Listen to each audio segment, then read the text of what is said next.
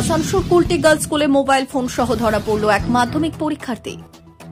পরীক্ষা চলাকালীন mobile phone সহ ধরা পড়ল কুলটি গার্লস হাই স্কুলের এক ছাত্রী। পরীক্ষা কেন্দ্রের পরিদর্শকরা তাকে প্রশ্নপত্র, খাতা ও মোবাইল ফোন সহ ধরে। এরপর বিষয়টি মধ্যশিক্ষা পর্ষদকে জানানো হয়। ওই ছাত্রীকে রিপোর্টেড এগেইনস্ট বা RA করে দেওয়া হয় বলে আসানসোল সুকান্ত ময়দানে জানিয়েছেন আহ্বায়ক রাজীব মুখার্জি। গতকাল মাধ্যমিক পরীক্ষার তৃতীয় দিন ইতিহাস বিষয়ের পরীক্ষা ছিল এবং আমাদের পশ্চিম বর্ধমান জেলার কুলটি সেন্টারের অন্তর্গত একটি পরীক্ষা কেন্দ্র কুলটি গার্লস হাই স্কুল।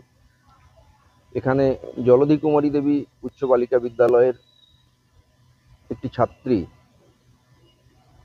কড়া নজরদারি এড়িয়ে কোনোভাবে মোবাইল ফোন নিয়ে পরীক্ষা কেন্দ্রে প্রবেশ করে এবং পরীক্ষা শুরু হওয়ার পর পরিদর্শকদের তৎপরতায় নজরে আসে যে সে মোবাইল ফোন নিয়ে ঢুকেছে এবং মোবাইল ফোন দেখে লেখার চেষ্টা করছে।